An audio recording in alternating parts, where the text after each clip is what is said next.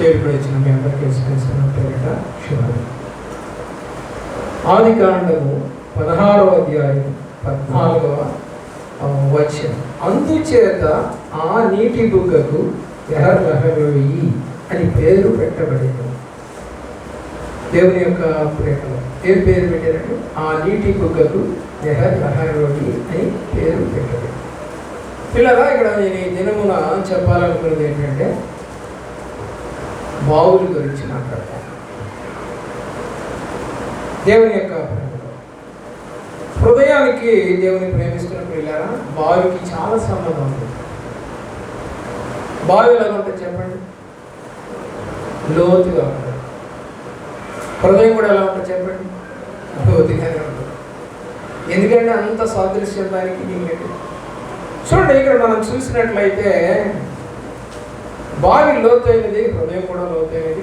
త్రవ్వబడినటువంటి బావి నుండి ఏమొస్తాయి? జీవజలధారలు వస్తాయి. అవునా? అంటే మనిషికి ఉపయోగపడేది, జంతువులకు ఉపయోగపడేది, పంటలకు ఉపయోగపడే నీళ్లు బయటకు వస్తాయి. ఇందాక మాట చెప్పాను, హృదయం కూడా లోతైనది. నీ హృదయంలో నుంచి వస్తావు. తవ్వాలి కదా, తవ్వితే కదా వచ్చేది. తవ్వకుండానే మంచి రావాలని కోరుకుంటావా? దేనైనా సరే నువ్వు ఒక పాది చేయకుండా మొక్క ఎరగదు, జరిగే పనే కాదు. అదేవిధంగా మారు మనస్సు పొందినటువంటి హృదయం నుండి లేక క్రీస్తు రక్తంలో కడగబడినటువంటి హృదయం నుండి ఏం రావాలి? అది చెప్పడం మరి కష్టమే. ఏం రావాలి? జీవజలధారలు రావాలి. ఎంతమందికి నీ మాటలు, ఎంతమందికి నీ సాక్ష్యము, ఎంత లోతుగా నువ్వు తవ్వుకున్నావు, ఎంతమందిని ఆకర్షించావు, ఎంతమందిని ఆకర్షించావు ఆలోచించండి. క్రీస్తు రక్తములో కడగబడినటువంటి హృదయం నుండి జీవజలధారలు వస్తాయి. తవ్వుకున్నటువంటి హృదయంలో నుండి మంచి విషయాలు బయటకు వస్తాయి. నీళ్లు తోడే కొంది ఏమవుతాయండి? నీళ్లు శుభ్రపడతాయి. తోడకపోతే పాడైపోతాయి. మరి నీవు ప్రతిరోజు వాక్యంలో నీ యొక్క హృదయాన్ని తోడుకుంటున్నావా? లేదా ఈరోజు కుదరలేదండి వాక్యం చదవడం, ఈరోజు కుదరలేదండి ప్రార్థన చేయటం. ఏమండి, నీకన్నా పెద్ద పెద్ద గొప్పవాళ్ళే ప్రయాణాలు చేస్తూ కూడా ప్రార్థన చేశారు. ఎంత ఖాళీ ఉంటుంది నీకు? ఓవర్గా పోస్కల్ కబుర్లు చెప్పుకోకపోతే ఆ సమయంలో ప్రార్థన చేసుకోలేదు. నేను స్కూల్లో పనిచేసే రోజులలో ఇంటర్వెల్ భోజనం టైం ఉంటుంది కదా, ఆ టైంలో కూడా నేను ప్రార్థన చేసుకున్నాను. మాకు హెడ్ మాస్టర్ కాబట్టి నాకు ఒక రూమ్ ఉంటుంది. ఆ రూమ్లో కూర్చొని ప్రార్థన చేసుకున్నాను. ప్రార్థన చేసుకోకుండా ఉండదు అసలు. మధ్యాహ్నం వచ్చిందంటే ఉదయం ఇంట్లో ప్రార్థన చేస్తాను, ఉద్యోగంలో ప్రార్థన చేస్తాను, మళ్ళీ రాత్రి ప్రార్థన చేసుకుంటాను. నేను ప్రార్థన చేస్తాను. నాకు అదొక అలవాటు అయిపోయింది. నేను మానక అట్లా చేస్తున్నానండి అని చెప్పేవాడు చేతులు చూడండి. తవ్వుకుంటున్నావా మరి? నువ్వు కాదు మిస్టర్ గారు, మన ఇద్దరంట సంఘానికి కావాలి. మన ఇద్దరికి ఉన్న లక్షణాలు సంఘానికి వస్తే ఎప్పుడో బాగుపడిపోతుంది. ఎందుకంటే నోటితో ఎక్కువ జనాలు ఉన్నదన్నట్టుగా చెప్పడానికి భయపడతాడు సేవకుడు. కానీ మన దగ్గరకు వచ్చే సేవకులు అలా భయపడతాడు. ఉన్నదన్నట్టు ముఖాన్ని కక్కేస్తాడు, వేవనుకో ప్రవాసాలు. కాబట్టి క్రీస్తు రక్తంలో కడగబడినటువంటి హృదయం నుండి ఏమొస్తాయంట? జీవజలధారలు ఉబుకుతాయి. సామెతల గ్రంథము 4వ అధ్యాయం 23వ వచనంలో నీ హృదయములో నుండి జీవధారలు బయలుదేరును కాబట్టి అన్నిటికంటే ముఖ్యంగా నీ హృదయమును భద్రంగా కాపాడుకొను. ఏం రావాలి? హృదయములో నుండి జీవజలధారలు. మంచినీటి యొక్క బిందె కావచ్చు, లేకపోతే ఏదన్నా కొండ కావచ్చు, దాంట్లో మురికి గ్లాస్ కానీ లేదా అప్పుడే ఎంగిలి చేసిన గ్లాస్ కానీ తీసుకెళ్ళి ముంచుతా ఉంటే ఒప్పుకుంటామా? దాన్ని కడక్కున్న దాంట్లో ముంచబాకు అంటానే. మరి నీ హృదయంలో ఏం ముంచకుండా ఉండాలో తెలుసుకుంటావా? అపవిత్రమైన దాన్ని హృదయంలోనికి తేవడం అంటే ముంచటమేగా. లోక సంబంధంగా ఒక మంచినీటి బిందెని పెట్టుకొని, ఒక మంచినీటి కుండని పెట్టుకొని దాంట్లోనే అప్పుడే అవడం మూతితో తాగిన గ్లాసునే ఉంచడానికి ఇష్టపడవే. నీ హృదయం ఎలాంటిది? దేన్ని ఉంచుకుంటున్నావు లోపల? ఏమొస్తున్నాయి లోపల నుంచి? అసలు మురికి నీళ్ళ మంచి. కాబట్టి నీ హృదయాన్ని భద్రంగా కాపాడుకోవాలని దేవుడు వాక్యం చెప్తా ఉంది. పిల్ల హెచ్చరిక చేస్తా ఉందని చెప్పాలి, ఒక మాట చెప్పాలండి. బావి విషయంలో శ్రద్ధ తీసుకోకపోతే అది ఏమైపోతాయండి? పాడైపోతుంది. ఫస్ట్ పాడైపోతుంది, తర్వాత ఏమైంది? ఊడిపోతుంది. నీళ్ళు పాడైపోతాయండి ఫస్ట్, తర్వాత ఏమైపోతాయంటే ఇక పనికి మాలిన చెత్తంతా దాంట్లో పడేస్తాం, ఊడిపోతుంది ఆటోమేటిక్గా. ఎందుకంటే వాటర్ లేదు కదా అది. ఇప్పుడు నీ హృదయం వాడబడతా ఉందా? ఆలోచించి. వాడబడతా ఉందా నీ హృదయం? పాడైపోతా ఉందా? పాడైపోయి కూడిపోతుంది పిల్లరా. బావి భద్రంగా లేకపోతే నీళ్ళు ఏమైపోతాయంట? పాడైపోతాయి. హృదయం భద్రంగా లేకపోతే దానికి ఏం పడుతుందో బైబిల్ సెలవిస్తా ఉంది. ఘోరమైన వ్యాధి. ఇర్మియా గ్రంథం 17వ అధ్యాయం 9వ వచనం. హృదయం అన్నిటికంటే మోసకరమైనది, అది ఘోరమైన వ్యాధి కలిగి దాన్ని గ్రహింపగలవాడు ఇక గ్రహించేదేం లేదు. అది కూడిపోతా ఉంది, పాడైపోతా ఉంది, కూడిపోతా ఉంది. సద్విషయాలు బయటికి రావటం లేదు.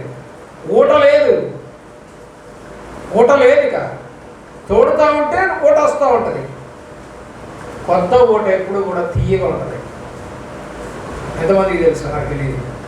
ఎందుకంటే నేను కూడా బావిలో నీళ్లు తోడుతాను. బావిలో నుంచి మొదట కొంచెం ఉప్పు నీళ్లు సవ నీళ్ళుగా పడితే బావులు ఎన్ని రకాలు ఉంటాయి చెప్పండి? ఉప్పు నీటి బావులు, మంచినీటి బావులు, తీయటి నీటి బావులు, పర్ర నీటి బావులు, దిగుడు బావులు. దిగుడు బావులు ఎవరైనా చూసారా? ఎవరు దిగుడు బావులు చూసి ఉంటారు? దిగుడు బావి అంటే ఈ గదంతా ఉంటుంది. బావి పెద్దగా ఉంటుంది. లోపలికి మెట్లు ఉంటాయి, రెండు వైపులా ఉంటాయి మెట్లు, ఒకవైపు కాదు. పెద్దది ఉంటుంది బావి. దిగుడు బావి అంటారు. అంటే లోపలికి వెళ్ళి మనం ముంచుకొని తెచ్చుకుంటాం. పైన గిలక కానీ అట్లాంటిది చేయడానికి కుదరదు అక్కడ, చాలా వెడల్పు ఉంటుంది. నేల బావి తక్కువగా ఉంటుంది. 2 బండలు వేసుకుంటారు, లేదా 2 తాటిపరలు వేస్తారు. వంగి దాన్ని తీసేది నేల బావి. గిలక బావి, కాంపౌండ్ ఉన్న బావి, కాంపౌండ్ లేని బావులు రకాలు ఉంటాయి. బావుల్లో సవిటి నేల బావులు, తీపి నేల బావులు, ఉప్పు నీటి బావులు, చాలా రకాలు ఉంటాయి. ఆ బావుల్లో ఏ బావో నువ్వు తెలుసుకో. అది కూడా బావే, దాని పేరు కూడా బావే అంటారు. కానీ ఏ బావి, ఏ రకమైన బావి?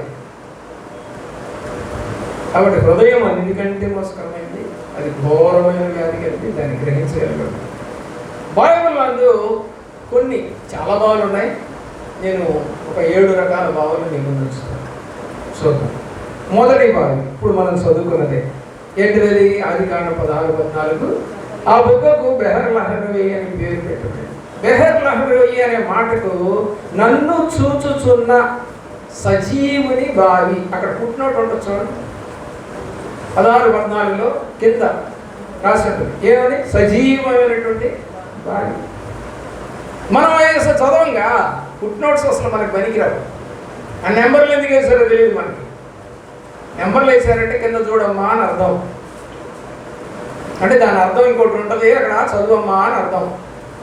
పైన చదవడమే కష్టమైపోయింది, ఇంక లోపలికి పోతాం మేము, కష్టం. కాబట్టి ఆ మాటకి ఏంటంటే సజీవుని బావి. ఎవరిని బ్రతికించిందండి? హాగర్ని, హాగర్ కొడుకుని. హల్లెలూయా. ఎవరిని బ్రతికించింది? హాగర్ని. ఏమనుకుంటుంది? ఇక నుండి నేను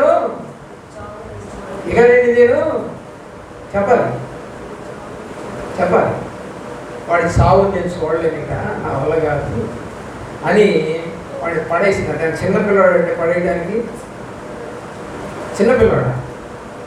85వ సంవత్సరంలో పుట్టాడు అబ్రహాముకి. ఎవరు? ఇష్మాయిల్.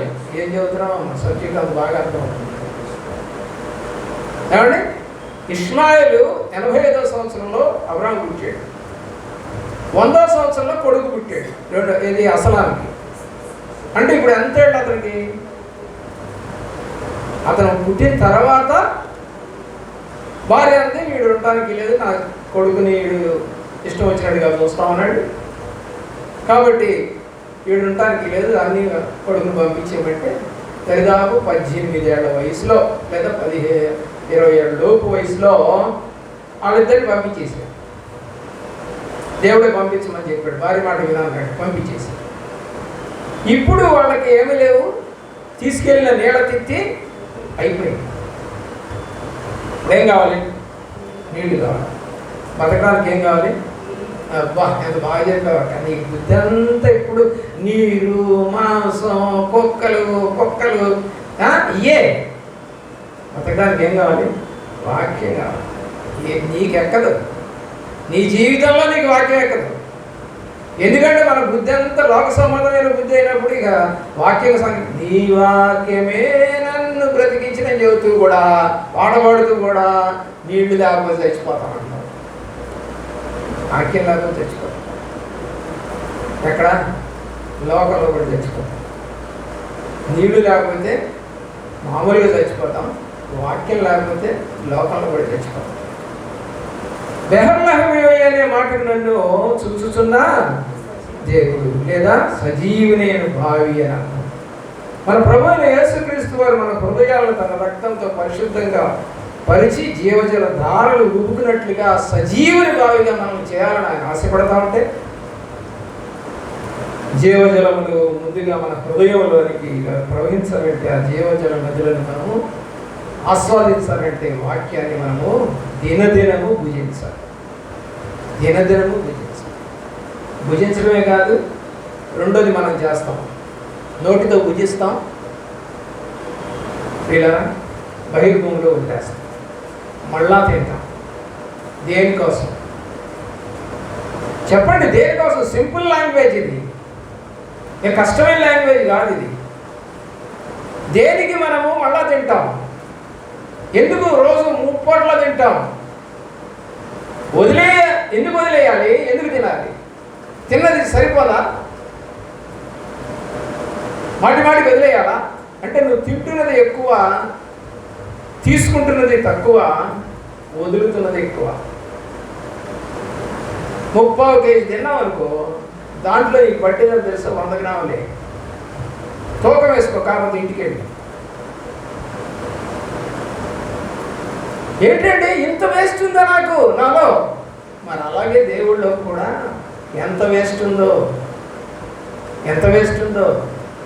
తీసుకున్న వాక్యాలు చాలా, వదిలేస్తుంది అంత, పట్టుకుంటుంది ఎంత, పనికొస్తుంది ఎంత, జీవనానికి ఎంత, దేవుడు రాజ్యానికి ఎంత, ఈ లోకంలో ప్రయాణం చేయడానికి ఎంత. దేన్ని ఎక్కువగా స్వీకరిస్తున్నావు? నేను చెప్పేది ఒకటే, 66 గ్రంథాల్లో 66 వాక్యాలు ఏమన్నా నీకు కంటపరచా? 66 గ్రంథాలు 66 వాక్యాలు, ఎక్కువ వద్దు. ఒక్కొక్క గ్రంథానికి ఒక్క వాక్యమే నీ యోధన. ఎందుకు ఉంటుంది సార్? అలాగెందుకు ఉంటుంది? ఏదో మీరు చెప్తా ఉంటే తెలిస్తే కదా అనుకుంటూ ఉంటాం, అంతే, మాకు వచ్చు కదా అని.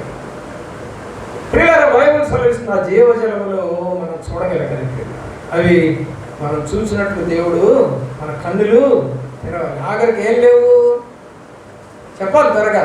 ఆఖరికి ఏం లేదు? ఆ జీవజలమును చూసే కన్నులు లేవు ఆమెకి. లేక ఏం చేస్తుంది? భూసంబంధంగా చూస్తూ ఆ వేక్షగా అరణ్యంలో ఏమండి ఒక పరచక్కన కూర్చొని ఏడుస్తూ ఉంది. జీవజలములు కలిగేటువంటి ఆ ఊటను చూసేటువంటి కన్నులు ఆమెకి లేవు. ఎందుకని? ఆమె నిజమైన భార్య కాదు, ఉంచుకున్న భార్య. అది ఉంచుకున్నది, పనికెత్తే. ఉంచుకున్న భార్యకి ఎలా ఉంటుందండి? భయంగా గడుపుద్ది. ఈ రోజులు అయితే అందరూ తిరుగుతున్నారు అనుకోండి, ఇదివరకు రోజుల్లో ఉంచుకున్న వారిని బయటకు వచ్చేవారు కాదు. దేవుని ప్రేమిస్తున్న ప్రియమేట ఈ అమ్మాయికి ప్రార్థన అనేది లేదు, తెలియదు, అసలు భయం తెలియదు. యజమానుడు బాగా ధనవంతుడు, ఎవరు? అబ్రహాం బాగా ధనవంతుడు. పని పిల్ల పని చేయడానికి వచ్చింది, దాసి అన్నారు. ఆ దాసికి పిల్లలు పుట్టారు, అది కూడా భార్య అనుమతితోనే. కానీ దానికి గర్వం వచ్చింది. దాసి దానికి ఎప్పుడు కూడా గర్వం ఎక్కువ ఉంటుంది. అసలు భార్య కన్నా కూడా ఉంచుకున్న దానికి ఎక్కువ పోటీ ఎక్కువ అంటారు. అసలు భార్యను తిడతాడంటే కానీ ఉంచుకున్న భార్యను తిట్టడంట కాదా? నిజం కదా? ఆలోచించండి. కాబట్టి ఉంచుకున్న వారికి ప్రార్థన లేదు కదా, దేవుడు అంటే తెలియదు కదా. ఏదో అబ్రహాం మాత్రం ప్రార్థన చేసుకుంటూ ఉండేవాడు, ఇది మాత్రం ఎంజాయ్ చేస్తూ కూర్చుంది ఇంట్లో హాయిగా. చూసేవా సారా, నీకు పిల్లలు పట్ల నాకు పిల్లలు పుట్టాడు అబ్బా, ఎంత గర్వమే నీకు. గర్వం ఉండకూడదు. దానికి తోడు దాసికి నువ్వు, పని పిల్లలు. ఏదో పిల్లలు లేరని వాళ్ళు చేస్తే ఎవరో పిల్లలు తెచ్చుకుంటారు. కొంతమంది డబ్బున్న వాళ్ళు పిల్లలు పుట్టలేదని తెచ్చుకుంటారు. ఆలోచించేయండి ఎలా ఉంటుందో పరిస్థితి. కాబట్టి బైబిల్ సెలవిస్తోంది, మనం చూస్తున్నట్లుగా దేవుడు మన కన్నులు తెరవబడాలి. కన్నులు ఎప్పుడైతే కళ్ళు తెరవబడవో ఆ జీవజలాలు ఓటని చూడలేదు, జరగదు. నువ్వు చూడనంత వరకు ఆ జీవజలాలకు తెలియవు. ఆ జీవజలాలు ఓట పక్కనే ఉంది, మళ్ళీ దూరం కూడా లేదు అక్కడ. ఏమంట? పక్కనే ఉంది. అప్పుడు పెట్టింది ఆమె పేరు, చూచుచున్న దేవుడు. ఎవరిని చూసాడు? దేవుడికి ఒక లెక్క ఉంటుందండి. ఎవరది? ఆ అమ్మాయి ఎవరు? చెప్పండి త్వరగా. ఆ అమ్మాయి ఎవరు? అబ్రహాముకి భార్యగా ఇచ్చిందని రాయబడి. పుట్టింది ఎవరు? ఎవరి రక్తం ఇప్పుడు అతనిలో ఉంది? అబ్బాయిలో అబ్రహాం రక్తం ఉంటుంది. మరి అబ్రహాంని దేవుడు ప్రేమించినప్పుడు అబ్రహాం పిల్లల్ని కూడా ప్రేమిస్తాడు, ఆటోమేటిక్ ప్రేమిస్తాడు. జనరల్గా జరిగే పని అదే. అందుకని దేవుడు ఏం చేశాడంటే, మనకి ఇప్పుడు తెచ్చిపెట్టినటువంటి బాధ అదే. 12 మంది రాజులను తీసాడు. ఎవరి నుంచి? ఇష్మాయిల్లో నుంచి 12 కింగ్స్ వచ్చారు బయటికి. ఆ కింగ్స్ ఇప్పుడు ఏర్పాటు చేస్తాం. ఏమండి? ఆ యొక్క పెట్రోల్ బావులు, అలాగే బంగారం ఉండేటువంటి ప్రాంతాలన్నీ ఎవరికి ఇచ్చాడు? ఇష్మాయిల్ సంతానానికి ఇచ్చాడు. ఎవరికేమి ఇచ్చాడు? బోడి చిన్న గుంటూరు జిల్లా అంత ఉండేటువంటి యెరూషలేము ఇచ్చాడు. వాళ్ళకి ఎంత ఇచ్చాడు? వాళ్ళకే ఎక్కువ ఇచ్చాడు. ఎందుకని? వాడు మొట్టమొదటి కుమారుడు కదా, వాడు మొట్టమొదటి కుమారుడు. తెచ్చిచ్చాడు దేవుడు. కాబట్టి దేవుని ప్రేమిస్తున్న ప్రియులారా, 21:19 ఆదికాండంలో, మరియు దేవుడు ఆమె కన్నులు తెరిచినందున ఆమె నీళ్ల ఊట చూచి వెళ్ళి ఆ తిత్తిని నీళ్లతో నింపి చిన్నవానికి త్రాగనిచ్చాను. నీ కొడుకులకి ఏం త్రాగనిస్తున్నాం? ముందర నీలో ఊరితే కదా జీవజల ఊటలు మీ పిల్లలకి తాగనిచ్చేది. నీలోనే ఊరనప్పుడు నీ కొడుకులకి, నీ కూతుర్లకి, నీ భర్తకి, నీ భార్యకి, నీ బంధువులకి, రండి మా యొక్క బావిలోని నీళ్లు చాలా బాగుంటాయి, తియ్యగుంటాయి, తాగండి.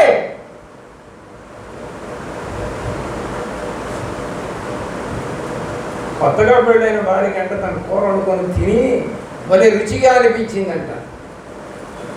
సంబరపడిపోతుంది. మా ఆయన ఎప్పుడు వస్తాడా, మా ఆయన ఎప్పుడు వస్తాడా, పేడం కూర పేడం ఇన్నాడు తిడతా ఉన్నాడు మా ఆయన. అసలు ఎంత బాగా కుదిరిందో. రానే వచ్చినాడు. దేవుని ప్రేమిస్తున్న బిడ్డ ఈమెం చేసిందంటే రుచికరంగా ఉందని చెప్పేసేసి ఎంతో ఆనందపడిపోతుంది. అంటే కిచెన్ డోర్కి తలుపేయకుండా మొత్తం దారులను తీసి మా ఆయన రాక కోసం ఎదురు చూస్తూ ఉందంట అమ్మగారు. చూడు మంచిది. కానీ ఏమో బయట రాక కోసం ఎదురు చూస్తుంది, లోపలేమో ఇంకొకటి తనకిష్టమైన ఆహారం దొరికిందని తింటా ఉంది. అయిపోయింది, దానికి కావాల్సినది తినేసింది. ఎప్పుడు మూతి దగ్గర పెట్టేసేసి ఊరికి నేలగట్ట ఆని చేసేసి పారిపోయేదంట ఆ కుక్కను ఆ పిల్లి. ఎందుకో తెలిసి బాగుండేది కాదు అప్పుడు. ఇప్పుడు బాగుండేసరికి మొత్తం తినేసిందంట, నాకి పారేసిందంట. ఆ ఆయన గారు రానే వచ్చారు. కాళ్ళు కడుక్కోండి, లుంగి కట్టుకోండి, రండి రండి అని సాధారణంగా తీసుకెళ్ళి డైనింగ్ టేబుల్ మీద కూర్చోబెట్టి అన్నం గిన్నె తీసుకొచ్చి పెట్టింది. అన్నం ముట్టుకోవాలి. కూర గిన్నె లేపుతుంటే బరువులే, ఇదేట్రా అని మూత తీసి చూస్తే పిల్లులకు భలే తెలివి ఉంటుంది కుక్కలు కూడా. తినిన తర్వాత మూత పెట్టిందంటే అది అంటే మూత తీయకుండా సగం తీసి దాన్ని తలకాయ పెట్టేంతవరకు తిని మళ్ళీ కాలుతో ఇట్టిట్టు అందంట. మూత సరిగిపోయింది. ఇకేమి తెలియలా. ఏంటంటే రుచికర పదార్థాలన్నీ ఎవరికి పెట్టింది? ఆలోచించు. నువ్వు రుచికరమైన మాటలన్నీ అపవిత్రంగా జీవిస్తున్న వాళ్ళ దగ్గర పోయి చెప్పేవా లేదా? ఏదో మీ బంధువుల దగ్గర మాట్లాడేవా? బైబిల్ సెలవిస్తున్న 119వ సంకీర్తన 18వ చరణంలో, నీ ధర్మశాస్త్రములోని ఆశ్చర్యకరమైన సంగతులు చూచినట్లు దేవా నా కన్నులు తెరువుము. కన్నులు అనే మాట నేనైతే అంటున్నాను, నా మనోనేత్రాలు తెరువు. ఏం తెరవాలి? అక్కడైతే కన్నులు అని రాసి ఉంటుంది, నేను దాన్ని కొంచెం యాడ్ చేస్తాను, నా మనోనేత్రాలు తెరువు ప్రభు. శాస్త్రులు పరిచయులు జీవజలమైన యేసుని గుర్తించలేదు. ఒకవేళ అదే స్థితిలో ఉన్నాను. శాస్త్రులు పరిచయం లాంటి వేషధారణ క్రైస్తవత్వం, వేషధారణ ప్రార్థనలు, ఆచార భక్తి ప్రార్థనలు ఒకవేళ నువ్వు చేస్తూ ఉన్నావేమో నాకైతే తెలియదు, గుర్తించలేదు. అందువల్ల వారి మనోనేత్రములు ఏం కాలేదు? తెరవబడలేదు. ఈ రోజుకి కూడా నా మనోనేత్రాలు తెరవబడలేదు. ఇర్మియా గ్రంథము 2వ అధ్యాయం 13వ వచనం అంటారు, నా ప్రజలు నాకు ఇష్టము కాని అని 2 బావులు తవ్వుకున్నారంట. ఏం తవ్వుకున్నారు? జీవజలముల ఊటను చూడక వారి కొరకు అశాశ్వతమైనటువంటి నీటి తొట్టెలు తొలగించుకున్నారు. నా ప్రజలు ఇట్లా చేస్తున్నారయ్యా, ఏం చేయండి నేను అని ఏడుస్తున్నాడు ఇర్మియా గ్రంథంలో ప్రభు. పగిలిపోయిన తొట్లు, నీళ్లు నిలవని తొట్లు, వాక్యము నిలబడకుండా ఉండే ప్రాంతాలు, కొండే కానీ పొగుళ్ళు ఉంది దానికి. పగిలిపోయిన కొండలు 2 తొట్లు తొలగించుకున్నారు. ఎందుకు? నీళ్లు ఊట దాంట్లో లేదు, దాంట్లో ఉండడానికి లేదు, ఇక పోతనే ఉంటాయి. మా ఇంట్లో మా టీచర్ గారు అంటా ఉంది, ఏంటి ట్యాంక్లో నీళ్లు లేవు, రాలేదా పంపు అంటారు. పంపు వచ్చిందే, ఆటోమేటిక్ సిస్టమ్ అది. దాని ఎందుకైతే ఆన్ అవుతుంది, దాని ఎందుకైతే ఆఫ్ అయిపోతుంది. నిండితే ఆఫ్ అవుతుంది. అలాగే మళ్ళీ దానికి షెడ్యూల్ టైం ఇచ్చాం కాబట్టి ఆ టైం ప్రకారం ఆన్ అవుతుంది. మేమేం లేగం, తెల్లవారుజాము లేగం, ఏం లేగం. సరే, నాకు ఎందుకు అనుమానం వచ్చి బాత్రూంలోకి వెళ్ళి టాయిలెట్లోకి వెళ్ళి చూస్తే ఆ యొక్క టాయిలెట్లో ఆ పాయింట్ మనం కిందకి అంటాము, ఆ పాయింట్ సరిగా పైకి వెళ్ళలేదు, పోతానే ఉన్నాయి. ఎప్పుడు రాత్రి అంతా పోతా ఉంది. ఎందుకంటే మళ్ళా కూడా మోటార్ వేసి ఎదిగా ఆఫ్ చేసి మోటార్ వేస్తే అప్పుడు నీళ్ళు నిలబడి పగిలిపోయిన తొట్లు, పగిలిపోయిన తొట్లు. ఆలోచించి బాధపడతా ఉన్నాడు. 2వ అధ్యాయం 13వ వచనం, అశాశ్వతమైనటువంటి నీటి తొట్టులను వాళ్ళు తొలగించుకొని ఉన్నారు. హాగరుతో యెహోవా దేవుడు మాట్లాడి ఆశీర్వదించినటువంటి స్థలం, దేవుడు హాగరును ఆమె కుమారుని సందర్శించి దర్శించిన స్థలం, ఆ నీటి బుగ్గ వారి దప్పికను తీర్చిన స్థలం, మరణం నుండి రక్షించిన స్థలం. ఏం పేరు పెట్టారు? దేశం. యెషయా గ్రంథం 12వ అధ్యాయం 3వ వచనం, యెషయా గ్రంథం 12వ అధ్యాయం హాగరుతో మాట్లాడినటువంటి ఆ స్థలం, ఆ నీటి బుగ్గ వారి దప్పికను తీర్చినటువంటి స్థలం, మరణము నుండి రక్షించినటువంటి కావున మీరు ఆనందపడి రక్షణాధారములైన బావులలో నుండి నీళ్లు చేదుకొందురు. దేంట్లో నుంచి చేదుకుంటా ఉంటారు? రక్షణాధారమైన బావుల్లో నుండి నీళ్లు చేదుకుంటాం. మీ ఇంట్లో అలాంటి రక్షణాధారమైన బావి ఉందా అని అడుగుతున్నాను. ఒక్కటైనా, ఒక్క మంచి బావి, అమ్మదో, నాన్నదో, అక్కదో, చెల్లిదో, తమ్ముడుదో, బావదో, ఒక్క బావి ఉందా? రక్షణాధారమైన బావులు ఉన్నాయా మీ ఇంట్లో? 55వ అధ్యాయం యెషయా గ్రంథంలోనే మొదటి వచనం, దప్పికొనిన వారలారా నీళ్ళ ఎద్దకు రండి, నా ఎద్దకు రండి అని దేవుడు అడుగుతున్నాడు. ఎక్కడికి కావాలి దప్పికొండి? ఆమె ఏమని ఏడ్చింది? ప్రభువా, వీడి మరణాన్ని నేను చూడలేనని ఏడుస్తాను. నీ ప్రార్థన ఏంటో, నీకు ఏ బావి కావాలో, ఏ ఊట కావాలో, ఏమండి అసలు దప్పిక అనేది ఉందా లేదా నీకు? దప్పికుంటే ఇప్పుడు పాస్టర్ గారు కనీసం 4 సార్లు మంచినీళ్ళు తాగాడు. ఏమున్నాయి? దప్పికుంది. మందు తాగేవాడికి దప్పిక తెలియదు, తెలుసా నీకు? మందు తాగేవాడికి దప్పిక తెలియదు. అసలు చాలా కష్టంగా ఉంటుంది ఆ మందు తాగడం. మరి ఎట్లా తాగుతున్నారు ఇప్పుడు నాకు తెలియదు. నేను కూడా కొట్టు తాగాను అనుకోండి, మళ్ళీ మంటగా ఉంటుందండి, బాధగా ఉంటుంది, కాలిపోతున్నట్టు ఉంటుంది. అది ఎట్లా తాగుతున్నారు తెలియక యవన దశలో తాగాను. కానీ దేవుడు అమ్మా నాన్న చనిపోయిన దగ్గర నుంచి 1982 నుంచి దరిదాపుగా నేను వాటికి దూరంగా ఉన్నాను. రెండవ భాగం, నీళ్లు లేని బావు. దేవుని ప్రేమిస్తున్న ప్రియుల మొదటి బావి పేరేంటండి? సజీవుని బావి. రెండవ బావి పేరేంటి? రెండవ బావి నీళ్లు లేని బావు. నీరు అనగా దేవుని వాక్యం. నీరంటే దేవుడి బావి. సజీవుని బావిగా ఉన్నటువంటి మన హృదయంలో వాక్యం అనే నీరు లేకపోతే ఆ హృదయాలు ఏమైపోతాయండి? నీళ్లు లేని బావులుగా ఉంటాయి. మరి మీ హృదయాలు ఇప్పుడు నీళ్లున్న బావులు, నీళ్లు లేని బావులు తెలుసుకోండి. పేతురు రాసినటువంటి 2వ పత్రిక 2వ అధ్యాయం 17వ వచనం, వీరు నీళ్లు లేని బావులను పెనుగాలికి కొట్టుకొని పోవు మేఘములై ఉన్నారు. వీరి కొరకు గాఢాంధకారము భద్రము చేయబడి ఉన్నది. నీళ్లు లేని బావులు దేనికి సూచనగా కనపడుతున్నాయి? గాఢాంధకారము.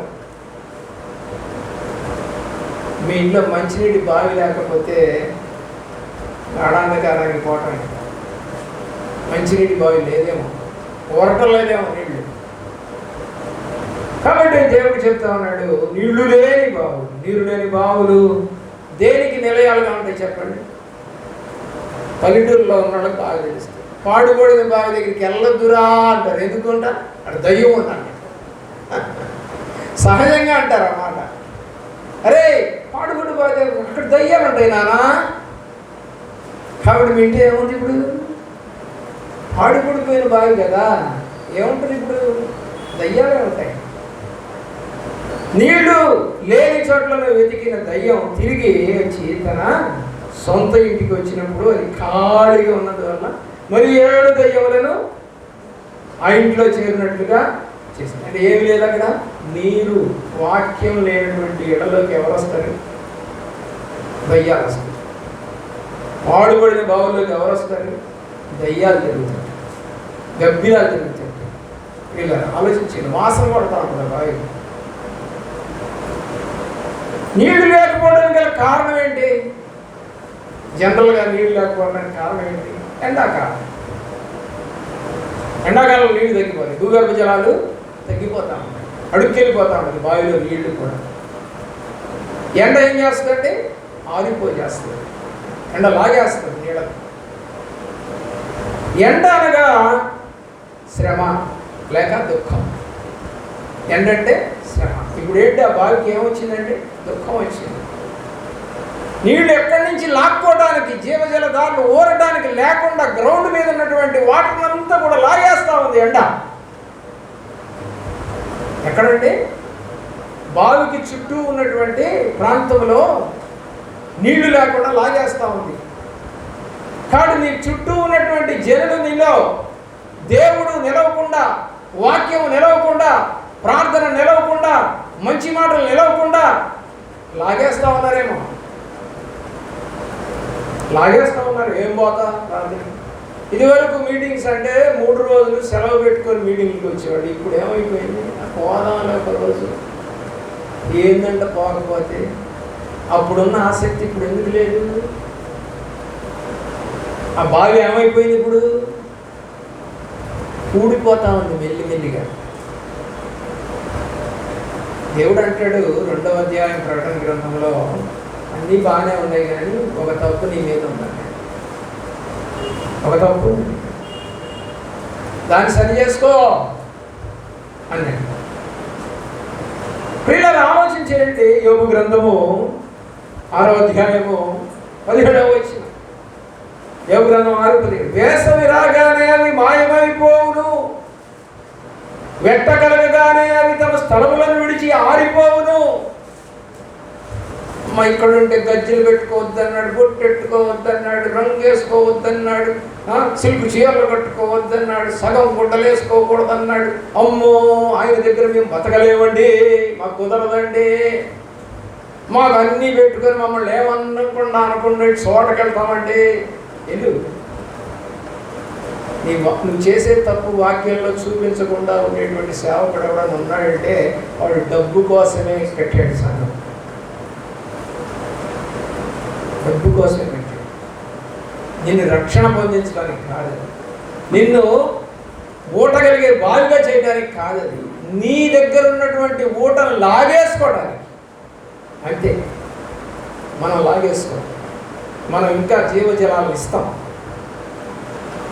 పిల్లలు ఆలోచించేయండి. ఏంటంట? వేసవి రాగానే అవి మాయమైపోవు, ఎట్టకలగానే అవి తమ స్థలములను విడిచి ఆరిపోతుంది. అది బైబిల్లో తెస్సలోనికీ మొదటి పత్రిక ఆత్మను ఆర్పకూడదు. ఏం చేయకూడదు? ఆత్మని ఆర్పకూడదు.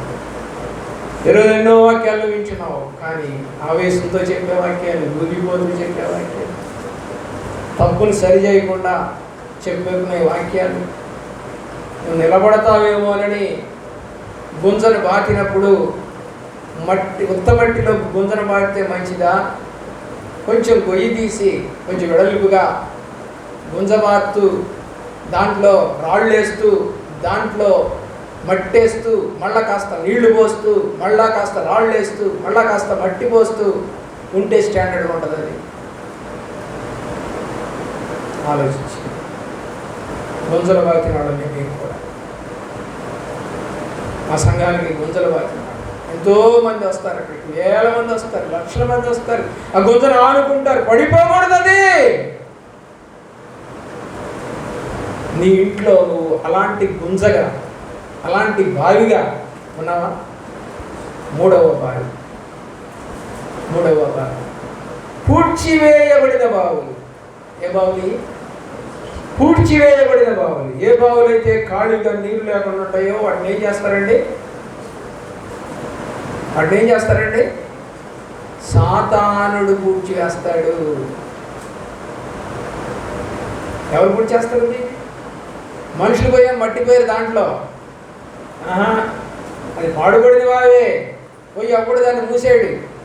అరే ఈ బావి పాడుపడిపోయింది, మట్టిపోతామని ఎవడు వచ్చి తీసుకెళ్ళి మట్టిపోయాడు. దాంట్లో ఎవడు పూడ్చేస్తాడు? సాతానుడు పూడుస్తాడు. ఆదికాండం 26వ అధ్యాయం 15వ వచనంలో 26:15లో అతని తండ్రి దాసులు తవ్విన బావులన్నిటినీ ఫిలిస్తీయులు మన్ను పోసి పూడ్చివేసిరి. ఈరోజు నీ ఆత్మ ఉబగకుండా, ఆ నీళ్లు తాగకుండా ఎంతమంది నీవు రక్షణ పొందినటువంటి ఆ బావిని పూడ్చేస్తా ఉన్నారో, నీ ఇంటి వారు, బయటి వారు, తెలిసిన వారు, తెలియని వారు, సేవకులు, అపవిత్రులు ఎంతమంది పూడ్చేస్తా ఉన్నారు. ఆయన ఎంతే చెబుతాడండి?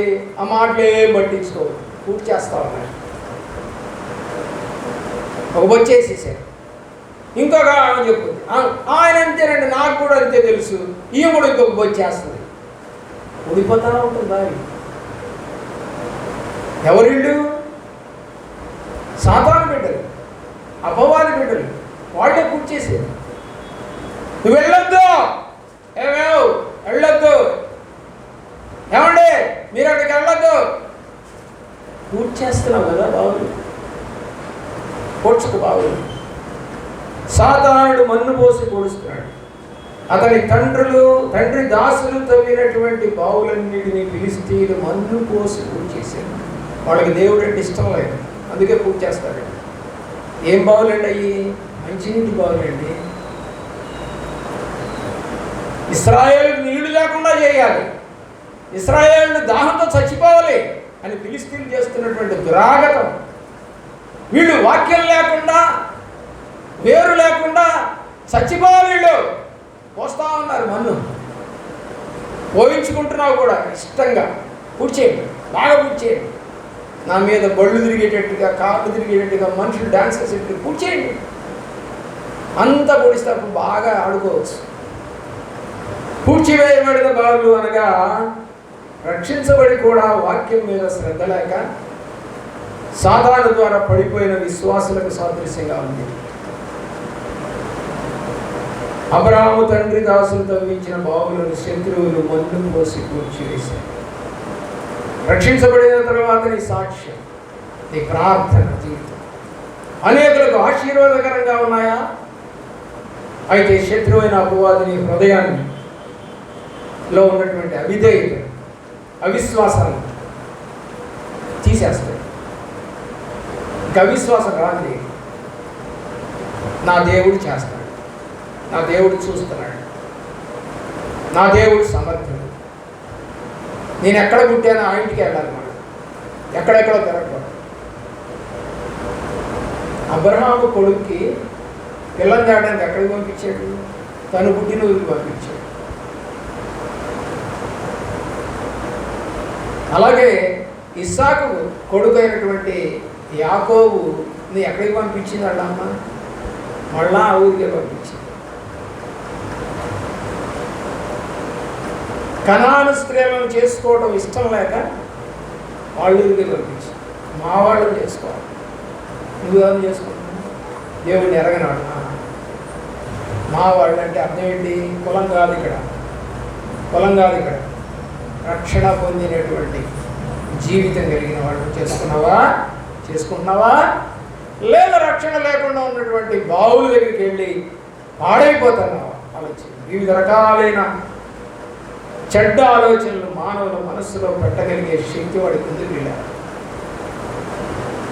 ఎఫ్సి పత్రిక 2వ అధ్యాయం 2వ వచనం, మీరు వాటిని చేయించు వాయుమండల సంబంధమైన అధిపతిని అనగా అవిధేయులైన వారిని ఇప్పుడు ప్రేమించు శక్తిని, అధిపతిని అనుసరించి ఈ ప్రపంచ ధర్మము చొప్పున మునుపు నడుచుకుంటుంది. రక్షణ పొందక ముందు నడుచుకున్నావేమో, ఇప్పుడు అలా నడవడానికి లేదు. అది రక్షణ పొందక ముందు. ఎవరినంట? వాయుమండల సంబంధమైనది. వాయుమండలంలో ఎవరు తిరుగుతున్నారని చెప్పాడు దేవుడు? దురాత్మలు. ఎవరి అయ్యి? అపవాది. అవేం చేస్తాయి? ఎవరిని మింగుదా అని చూస్తాము. అనగా అవిధేయులైన వారు ఇప్పుడు ప్రేరేపించు శక్తికి అధిపతిని అనుసరించి ఈ ప్రపంచ ధర్మము చొప్పున మునుపు నడుచుకున్నారు. ఇక వద్దండి, ఇక నడవద్దండి. పూడ్చివేయబడిన బావిగా నీవు ఉంచుకోవద్దండి. ఎవడెవడో వేస్తున్నటువంటి ఆ మట్టిని నువ్వు లోపల వేసుకొని నీ బావిని పూడ్చొద్దండి. మంట లేకుండా పోతా ఉంది నీ హృదయానికి. 4వ బావి తిరిగి త్రవ్వబడిన బావి. తిరిగి త్రవ్వబడిన బావి. ఈ హృదయం ఒకవేళ సాతాను ద్వారా పూడ్చివేయబడి అపవాది చేత పూర్తివేయబడినట్లయితే ఇస్సాకు మాదిరిగా ఇస్సాకు అంటే ఎవరండి? త్వరగా చెప్తారు. ఇస్సాకు అంటే ఎవరు? ఎప్పుడు చూసిన లోకమే, మన జీవితం అంతా లోకమే కనబడుతుంది. ఇస్సాకు ఎవరు? వాగ్దాన కుమారుడు, దేవుడి మాట చేత పుట్టిన కుమారుడు. అబ్రహాం కుమారుడు అనకండి, అతను వాగ్దాన కుమారుడు, దేవుడి ద్వారా కనబడిన కుమారుడు. అది అబ్రహాం యొక్క సొంత శక్తితో కన్నాడు కాదు, శారా యొక్క సొంత శక్తితో కన్నటువంటి బిడ్డ కాదు, దేవుడి శక్తితో కనబడిన బిడ్డ. అందుకని వాగ్దాన కుమారుడు అన్నారు. నీ ఇంట్లో వాగ్దాన కుమారులు ఉన్నారా? చెప్పండి, మీ ఇంట్లో వాగ్దాన కుమారులు ఉన్నారా?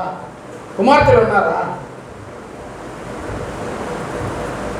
పూడ్చివేయబడి ఉన్నట్లయినటువంటి స్థితిలో ఉన్నటువంటి ఆ నాన్నగారితో ఇచ్చిన బావులు ఫిలిస్తీన్లు కనుక పూర్తి చేస్తూ ఉంటే ఇస్సాకు మాదిరిగా ఆ బావులను తిరిగి తవ్వాలి. ఎక్కడికో వెళ్ళి పూర్తి చేసుకున్నావేమో, మళ్ళా సరైన ప్లేస్కి వచ్చి తవ్వుకో. మళ్ళా ఇప్పుడు కుమారుడు వచ్చాడు, దేనికి? తవ్వటానికి. 26వ అధ్యాయం 18వ వచనం ఆదికాండం 26వ అధ్యాయం 18వ వచనం. అప్పుడు తన తండ్రి అయిన అబ్రహాము దినములలో తవ్విన నీళ్ల బావులు ఇస్సాకు తిరిగి త్రవ్వించాడు. హల్లెలూయా. మీ ఇంట్లో ఇలాంటి వాడు ఉన్నారా? నీ హృదయం పూడ్చివేయబడింది, నీ కొడుకు హృదయం, నీ భర్త హృదయం పూడ్చివేయబడితే దాన్ని తవ్వి తీయగలిగినటువంటి పిల్లలు ఉన్నారా నీకు? దౌర్జన్యం చేత పూర్తి చేశారు, ఇప్పుడు కూడా పూర్తి చేస్తారు. ఇస్సాకు తవ్విన తర్వాత కూడా పూడుస్తారు. కాబట్టి మనము మన హృదయంలోని లోక విషయాలు త్రవ్వి తొలగించుకోవాలి. పూర్తి చేశారు, తొలగించుకోవాలంటే మళ్ళా త్రవ్వాలి.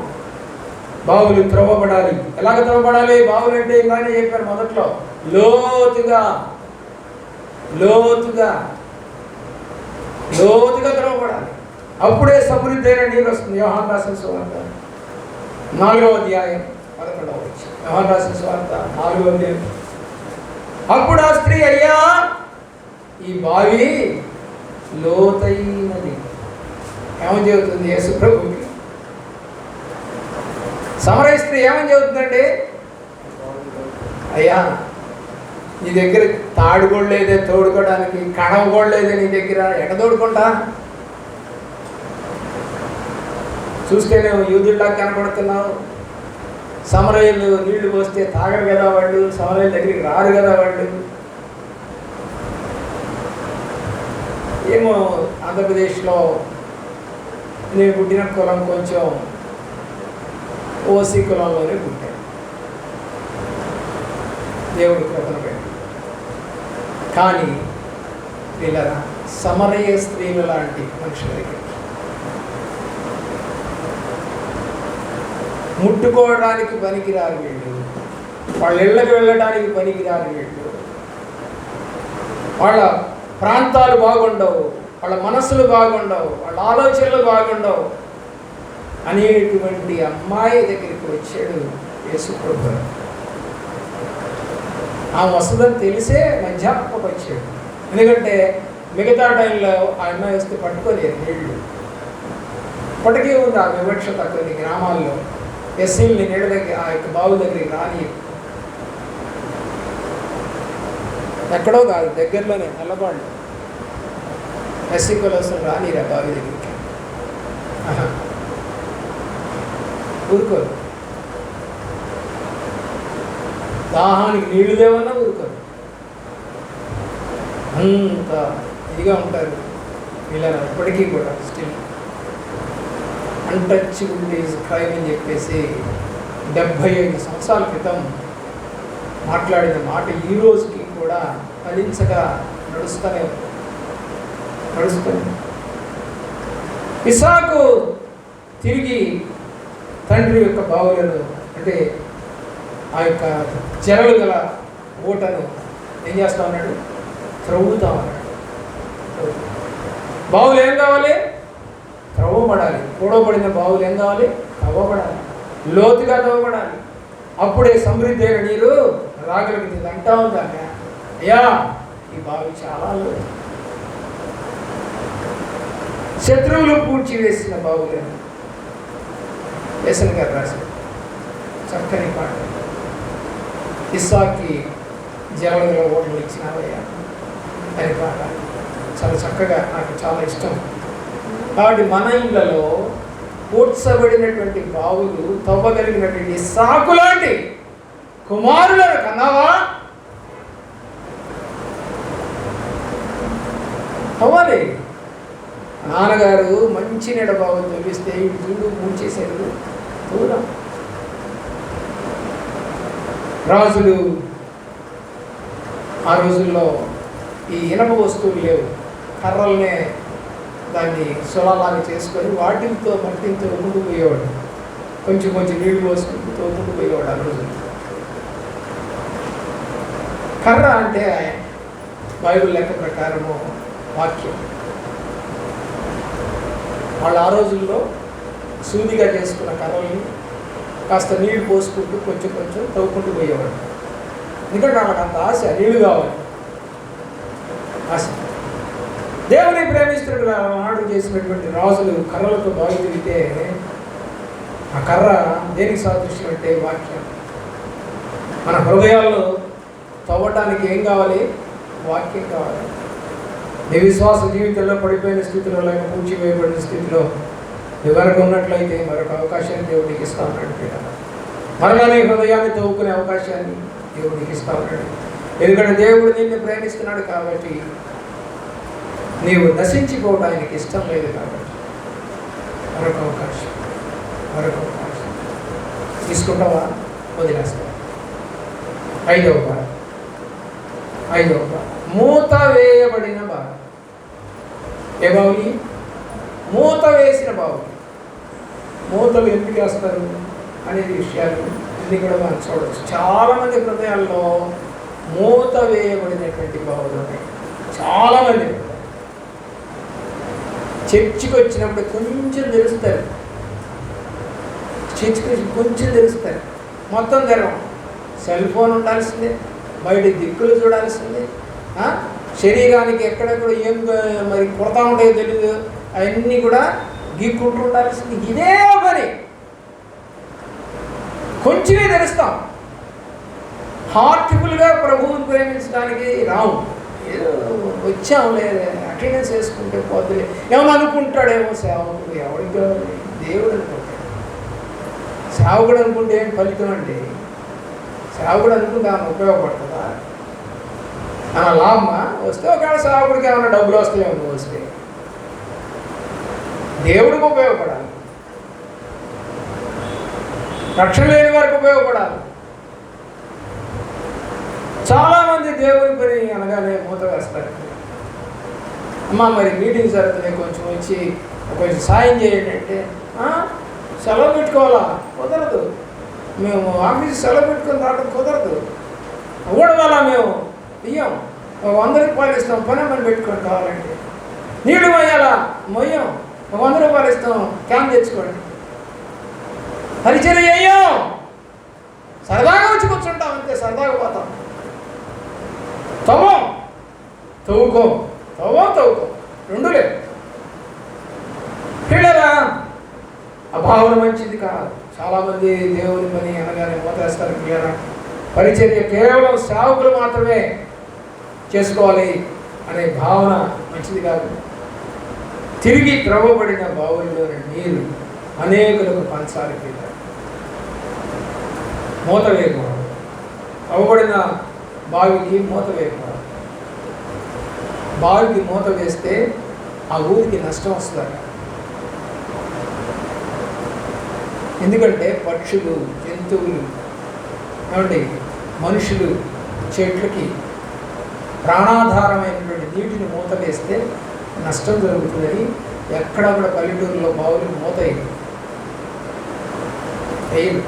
ఎవడు పిలిగ్రిమేజ్ వచ్చినా కూడా దాన్ని తీసి తాగొచ్చు. ప్రతి ఒక్కడిని జీవింపజేసే బావి. కానీ మూత వేసారు. చూద్దామా మూత ఎందుకు వేశారు?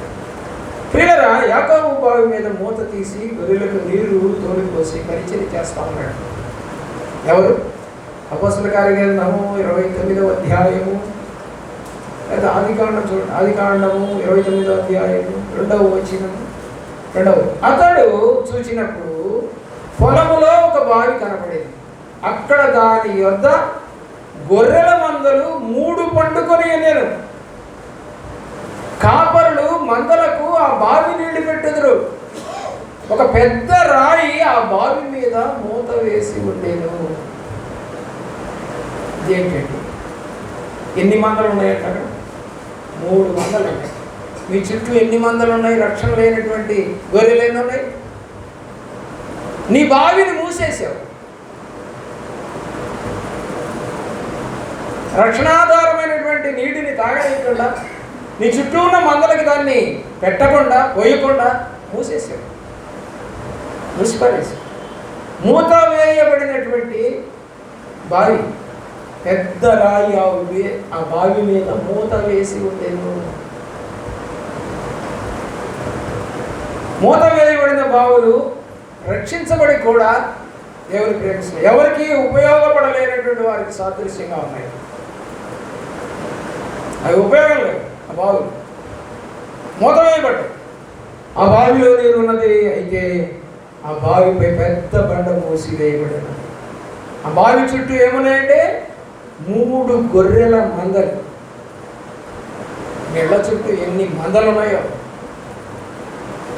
నువ్వు పోయిన చోటల్లా రక్షణ పొందినటువంటి ఇంటికి, రక్షణ పొందినటువంటి స్థలానికి పోతా ఉన్నావా? అక్కడ దాహం కోసం ఎదురు చూసే మందలు లేవా? మరి నీ నీళ్ళు వాళ్ళకి అందించావా? లేదా వాళ్ళతో కలిసిపోయావా? మూత వేయబడింది. ఆ బావి చుట్టూ 3 గొర్రెల మందలు ఆ బావిలో నీరు త్రాగాలని కూర్చొని ఉన్నాయి. అవి ఏం చేస్తాయండి? అవి తీసుకోలేవు ఆ నీళ్ళు. చుట్టూ ఉన్న వాళ్ళకి వాక్యం నీ ద్వారా వెళ్ళకుండా ఉంటే, ఈ బజార్లో, ఈ ప్రాంతంలో నేను కనుక రాకుండా ఉంటే మీరందరూ రక్షణ పొందేవాళ్ళ? మరి ఎంతోమంది సేవ అప్పటికి 1997వ సంవత్సరం నాటికి మీరందరూ ఎందుకు రక్షణలోకి రాలేదు? మీ అమ్మలు, మీ నాన్నలు ఎందుకు రక్షణలోకి రాలేదు?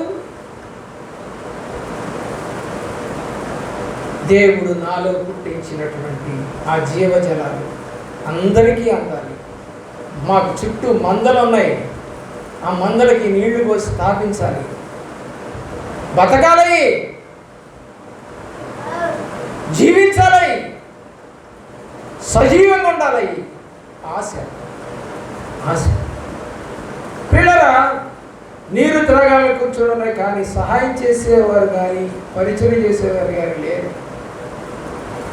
దేవుని సేవలో ఒక గిన్నెడు చన్నీళ్ళు ఇచ్చినా ఏమంటే ఆ ఫలం ఊరికినే పోదు అని బైబిల్లో దేవుడు రాసి ఉన్నాడు. శూనేమీరాలు వచ్చుచూపోవచ్చున్నటువంటి దైవజనుడికి పరిచయం చేసి గర్భఫలం పొందుతుంది. రాజుల 2 రాజుల 4వ అధ్యాయం. దోర్కా సూది పరిచర్య అంటే ఏంటి? ఆయన చేసేది ఏం చేస్తుంది? గుడ్డలు కుట్టుద్ది. సూది పరిచర్య అంటారు దీన్ని. సూది పరిచర్య చేసినటువంటి దోర్కా మరణం నుండి కాపాడబడింది. మరణాన్ని జయించి అబ్రాహాము శారాలు వృద్ధాప్యంలో త్రియేక దేవునికి పరిచయం చేసి సంతానాన్ని పొందుకున్నారు. మనిషి కుమారుడి లోకానికి పరిచయం చేయడానికి వచ్చినట్లుగా మనం కూడా అనేకులకు చెబుతాం, కానీ మనం చేయం పరిచయం. ఆయన పరిచయం చేశాడు కాబట్టి పాస్టర్ గారు మీరే కదా నాయకులు, అక్కడ యేసుప్రభు కదా నాయకులు, ఆయనే కదా పరిచయం చేసింది, కాబట్టి మీరు కూడా చేయండి. మేము చూస్తూ ఉంటాం, మేము వచ్చిపోతాం. యేసుప్రభు లాంటి వారు కదా అయ్యారు మీరు. ఎటకారము అమ్మగారు, అయ్యారు ఎంత ఎటకారము.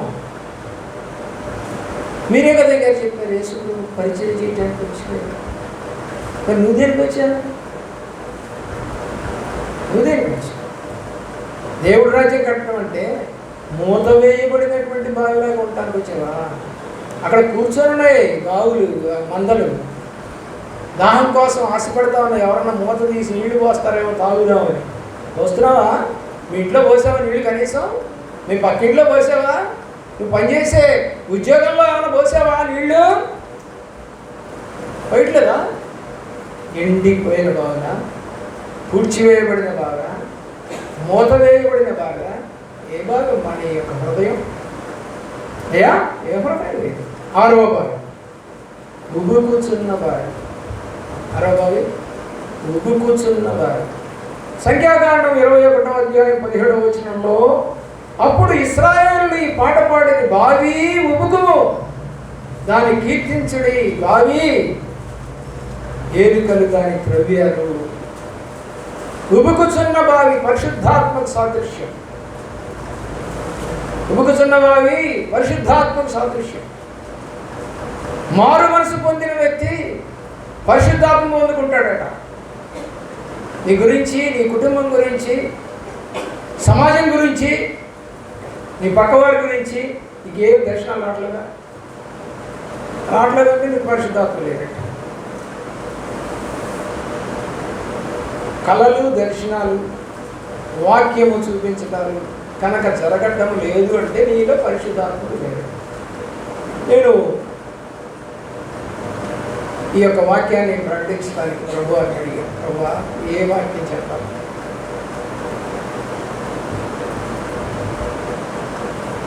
అని నేను ప్రభువుని అడిగాను. చదువుతా ఉన్నాను బైబిల్, డైలీ పోర్షన్ చదువుతా ఉన్నాను. అప్పుడు ఇస్సాకు గురించి చదువుతా, ఇస్సాకు బావులు తెగించాడు చూసావా అని. అవునయ్యా నిజమే, కొడుకు తెగించిన మాట నిజమే. అవి దేనికి సాదృశ్యం తెలుసా? తయారు చేయి, వాక్యం తయారు చేసుకో, సిద్ధపరచుకో. ఇంకా చాలా ఉన్నాయి బావి గురించి చెప్పడానికి, కొన్ని చెప్తున్నాను. కొన్ని నేను బైబిల్ కాలేజీ, బైబిల్ క్లాస్ కాదు కాబట్టి టైం ప్రకారం 1 అవర్లో క్లోజ్ చేస్తాను.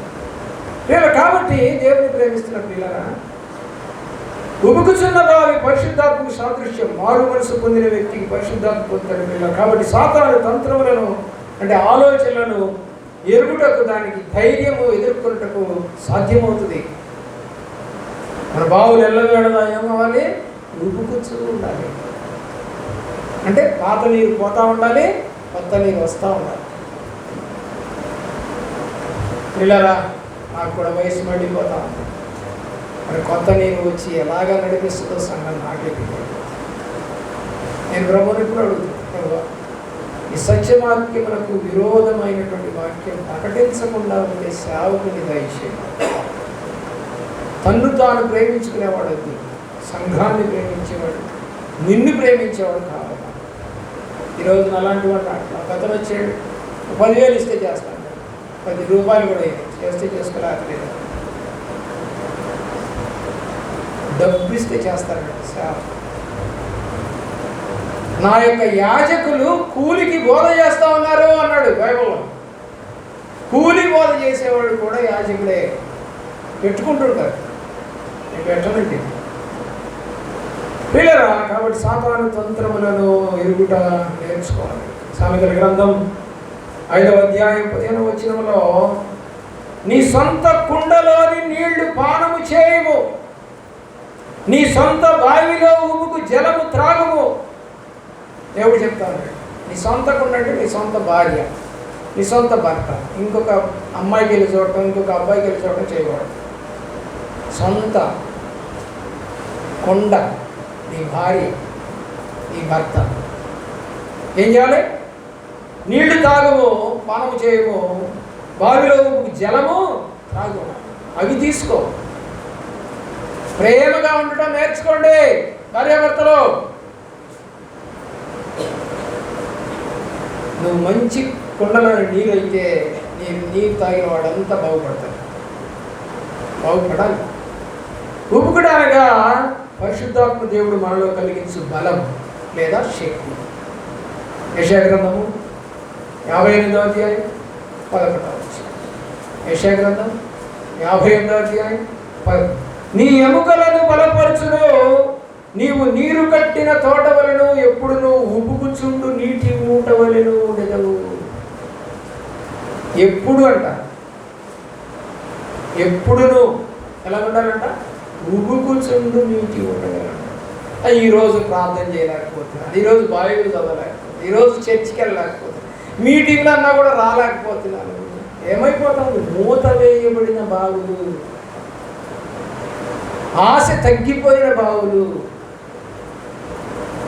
పరిశుద్ధాత్మను పొందుకోవాల్సినటువంటి బావులు మూత వేస్తూ ఉన్నారు. పెళ్ళిళ్ళకి, పేరెంటాలకి, చావులకి, నీ కుటుంబ వ్యవస్థల కోసమని సెలవులు పెట్టుకునే నీవు దేవుని సన్నిధికి రావటానికి సెలవు పెట్టుకోలేకుండా ఉన్నావు, లేకపోతే రాలేకపోతున్నావు, లేకపోతే బద్దకిస్తున్నావు అని అంటే నువ్వు ఉడుకుతున్న బావేనా? ఉడుకుతుందా నీ బావి? ఉబుకుడంటే పరిశుద్ధ, బలం, శక్తి. ఉబుకుచుండు నీటి ఊట వలెను ఉండెదవు.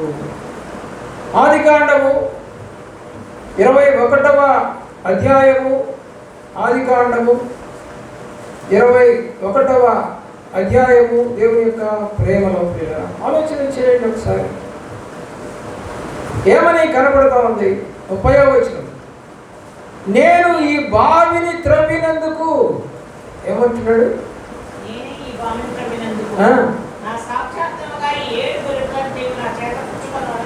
చూసారా?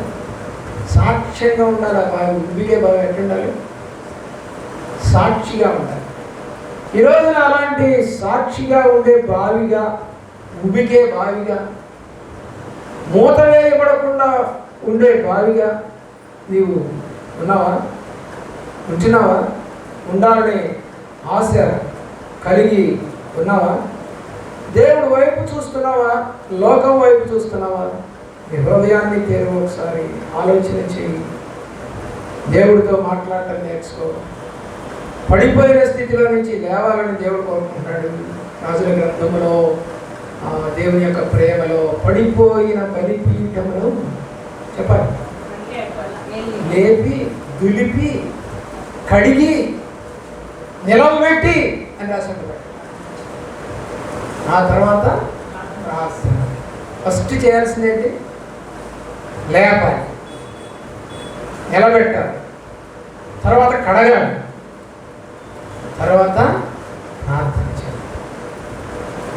అన్నీ ఉన్నాయి అక్కడ అంశాలు.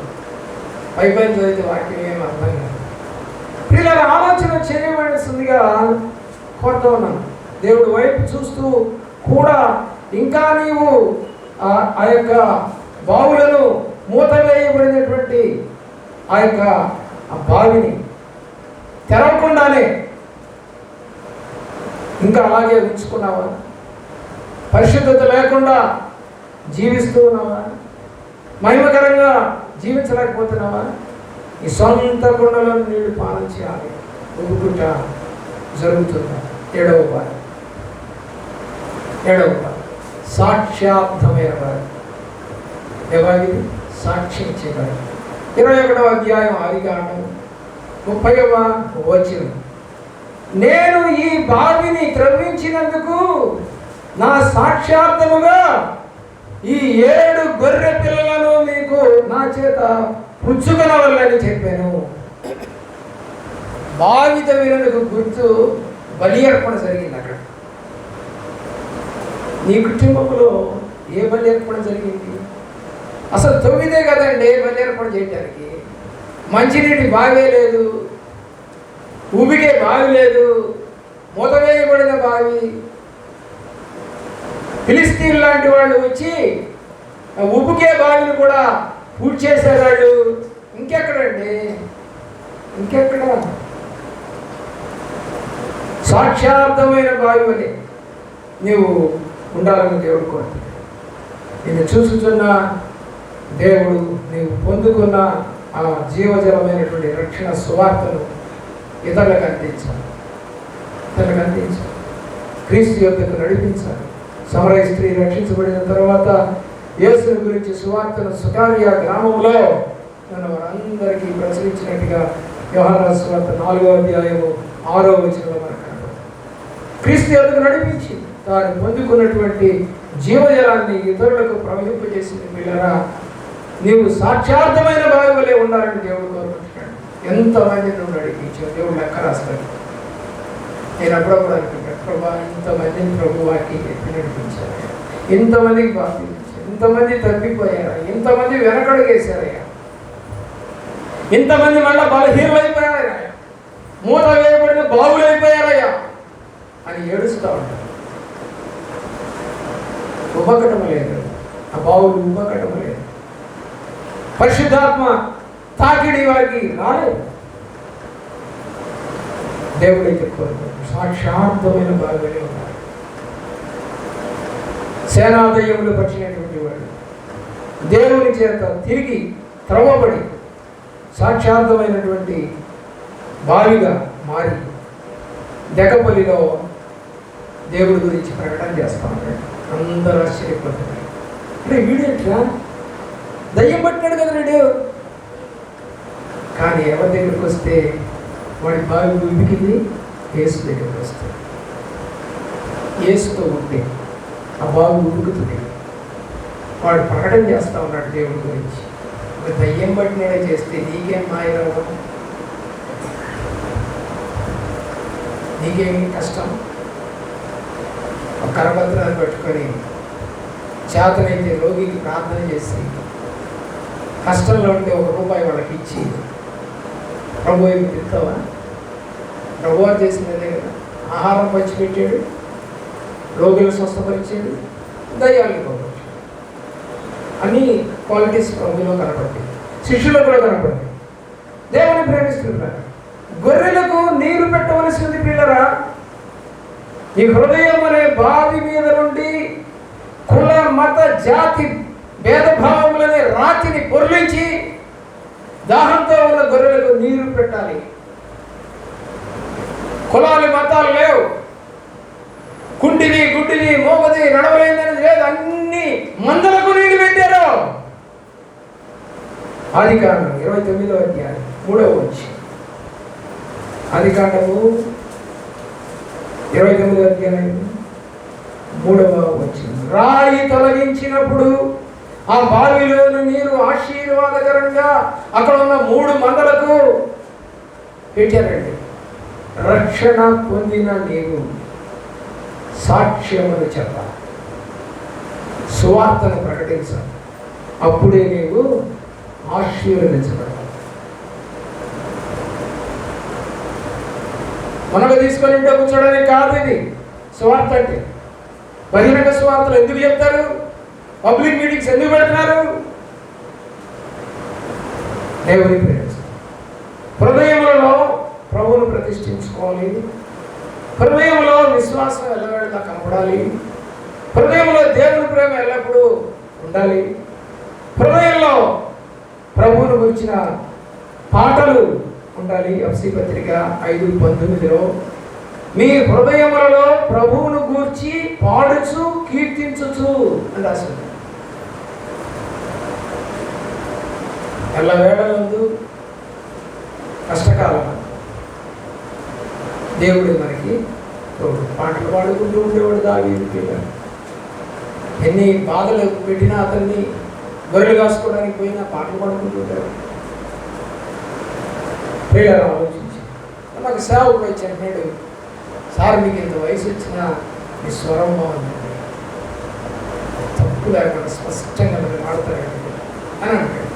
దేవుని కృప. 67 సంవత్సరాల వయసులో దేవుడు ఇచ్చిన కృపని నాకు దేవుడు అంటే ఆశ, బైబిల్ అంటే ఆశ, పాటలు అంటే ఆశ, పరిచర్య అంటే ఆశ, ఇతరుల దగ్గరికి వెళ్ళి సువార్త చెప్పడం అంటే ఆశ, సాక్ష్యం చెప్పడం అంటే ఆశ. ఈ ఆశలన్నీ తీర్చాడు దేవుడు. ఏ ఒక్క ఆశని దాచలేదు, ప్రతి ఆశ తీర్చబడింది దేవుడి యొక్క ప్రేమలో.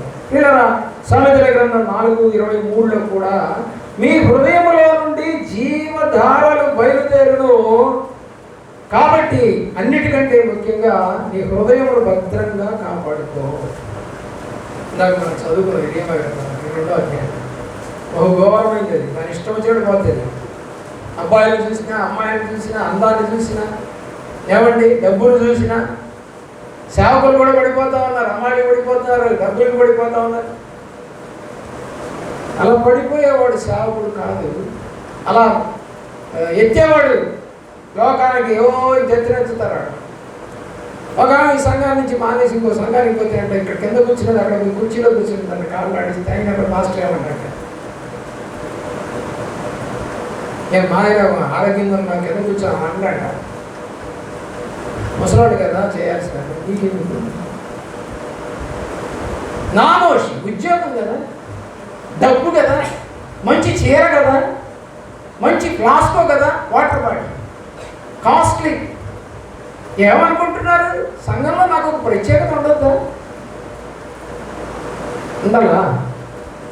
అగ్రపీఠ మీద కూర్చోబెట్టాలా నేను? ఎత్తిపడ్డాలా నేను? ఎత్తిపడ్డాల్సిన దేవుడు. ఇస్సాకుని ఎత్తిపట్టింది ఎవరు? పొలం పని చేసుకునేవాడిని దేవుడు. గుడారాలు కుట్టుకునేవాడిని ఎత్తిపట్టింది ఎవరు? దేవుడు. పౌలు. దేవుడు ఎత్తిపట్టాలి. మనం ఎంత ఎత్తిపెట్టినట్టు పడిపోతారు. ఎందుకంటే వాళ్ళకి లోకాసులు ఎక్కువ, ప్రభువులో లోకాసులు ఎక్కువ ఉంటాయి. పిల్లల దేవుడు వాక్యం సరస్సుని ఎస్కేల్ గ్రంథం 36:26లో నూతన హృదయం మీకు ఇచ్చేదను, నూతన స్వభావం మీకు కలగజేసేదను, రాతి గుండె మీలో నుండి తీసివేసి మాంసపు గుండెను మీకు ఇచ్చేదను. హృదయంలో ఎప్పుడు ఎవరుంటే మాంసపు హృదయం ఉంటుంది. దేవుడు వాక్యం హృదయంలో ఎల్లప్పుడు దేవుడు మాట్లాడాలి. హృదయంలో ఎల్లప్పుడు దేవుని యొక్క భయభక్తులు కలిగి ఉండాలి. హృదయం ఎప్పుడు నువ్వు పరిశుద్ధంగా ఉంచుకోవాలి. దేవుడు అంటాడు మత్తయి సువార్త 5వ అధ్యాయం 8వ వచనంలో మనం గమనించినట్లయితే హృదయ శుద్ధి గల వారు ధన్యులు దేవుడిని చూచారు. నీకు దేవుడు చూడాలంటే హృదయం శుద్ధంగా అపవిత్రత అనేది రాకూడదు. దేవా నా యందు శుద్ధ హృదయం కలగచేయండి, నా అంతరంగంలో స్థిరమైన మనస్సును నూతనంగా పుట్టించును అని దావీదు 51వ సంకీర్తనలో రాశాడు. కాబట్టి దావీదు ప్రార్థించిన విధంగా మనకు కూడా ప్రార్థించి మన హృదయము అని దానిని కాపాడుకోవాలి. అటువంటి కృప దేవుడు మనందరికీ దయచేయాలి. చిన్న ప్రశ్న వేసి నేను ముగిస్తానండి.